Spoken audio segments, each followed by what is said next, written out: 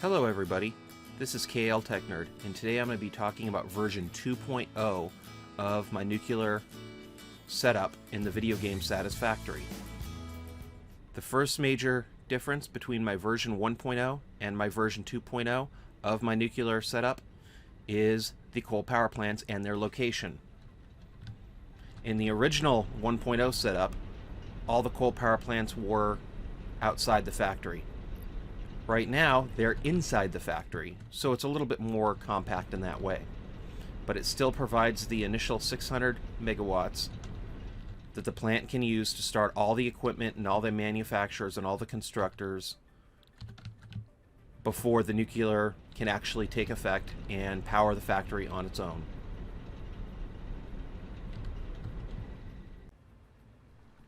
The second major change between factories is how much is actually being created. This time in this factory, I decided to add a normal manufacturing and then an overdrive feature. What the overdrive feature lets me do is it lets me turn it on and start producing more fuel cells than what I actually need in the 10 reactors that are going to be powering the plant. What this does is this means that I can create more to do things like create the new nuclear obelisks, or I can just have more fuel for the nuclear power plants so that I can go and power them and start up much faster than I would if I had just the nuclear fuel being produced.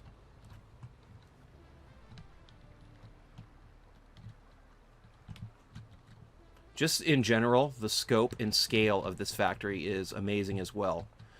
Right here I have a few notes so people can kind of take note.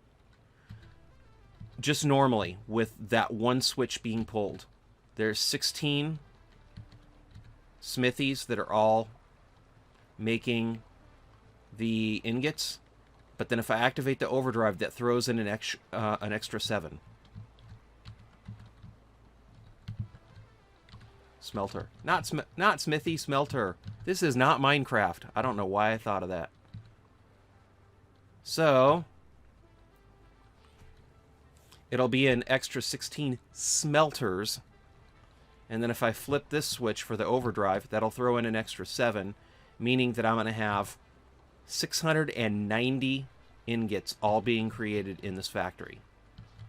And every single area is going to have an overdrive too. So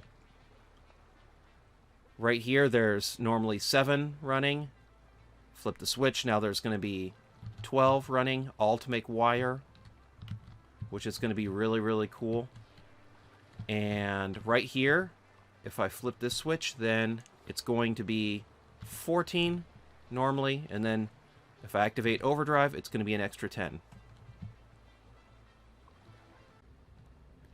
And finally, the last difference between the version 1.0 and 2.0 of my factories is that this time I've really beefed up the amount of switches and the amount of control that you can have from one room.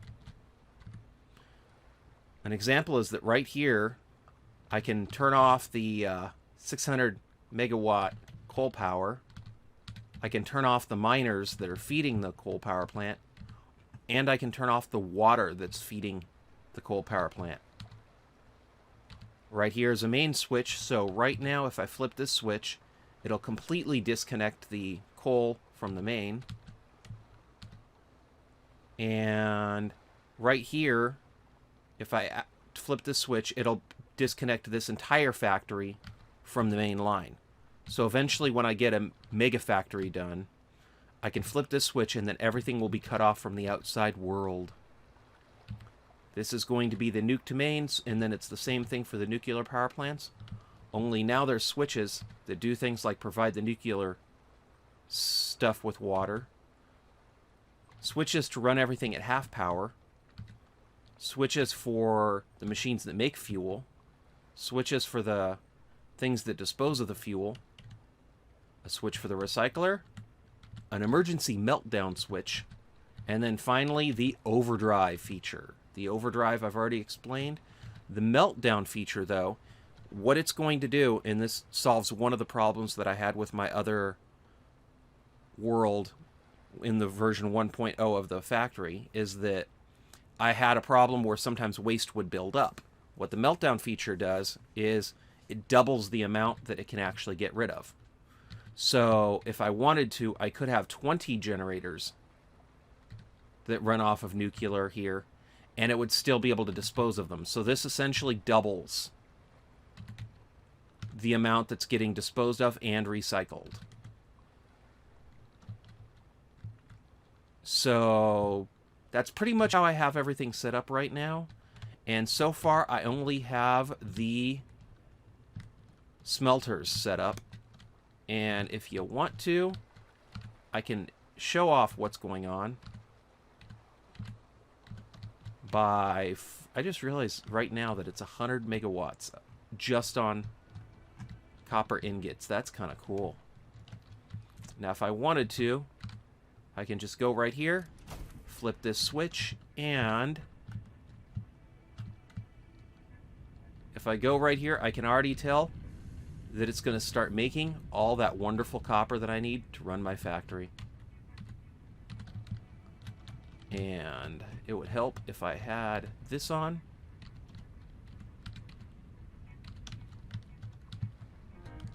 I probably just forgot to connect something here. So this is the line for that, and I think I just realized where I forgot to connect this, so it has to be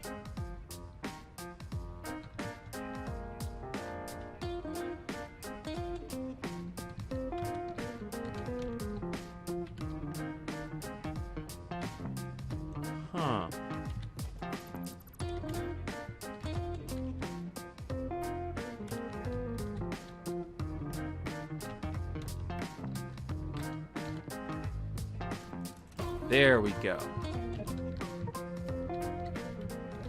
So, now this thing should be running at 100% power. And now we can watch all those ingots getting sorted, and eventually they're going to be used by these machines right here. The entire factory makes a lot of copper ingots at one time. About 690. To put it in perspective, this is how fast one storage unit fills up. So whether the system ends up using all of the copper or not, it's still creating this many copper ingots at one time, which is incredible to think about how much copper is going to go through the system and how much it's actually running off of. But it is about 690 copper ingots. I might end up playing with it some more and getting it up to 720, you know, for giggles. And if anybody wants to know why I went and decided to make the system that I did and put as many switches as I did in it, if you decided to try to build this, you do not have to. But it's because right here I know that this uses 30 megawatts, this uses 70. Now, right now, when it's just the copper being made, it's not that big of a deal. But you can already see that I'm already kind of stretching the amount of megawatts that I have just to run what I have here. So, as the system starts maturing and as it starts getting bigger, what'll end up happening is that 600 megawatts is not going to be enough. So I can slowly start making the different parts that I need one at a time. So like as an example, I can let the copper ingots run, let it build up, and then turn on the copper wire. Well, after I get enough copper wire, I can then go turn on the system and then get more copper sheets getting made. Then after I get the copper sheets, I can turn on something else. So I can kind of only turn on parts of the factory as I want, so I can run and start the entire factory off of the coal power plants. These massive guys are just to make sure that I can have enough power to be able to start the factory, because once I actually start producing everything, there is going to be a large dip, followed by when the first nuclear reactor starts producing power. And you want to make sure that you don't use up all your power in that dip. See, it's already starting to use the batteries a little bit, so I need to figure out why it's doing that. Crazy. Max consumption 809. That's fun. So, that's just how it runs off of, and that's why I did what I did. So, I hope everybody enjoyed this video. I hope somebody finds this beneficial and learns from it. So stay tuned for the next video. If you like this video, please don't forget to hit subscribe and hit the like button. It would really help the channel out, and I would greatly appreciate it so much. I hear that commenting also helps, so please don't forget to comment. Let me know in the comment section what you think I should talk about next. Let me know in the comment section if you think this video was helpful. I would really love to know. So thank you so much, everybody, for watching. Have a wonderful day. I will see everybody in the next video. Bye.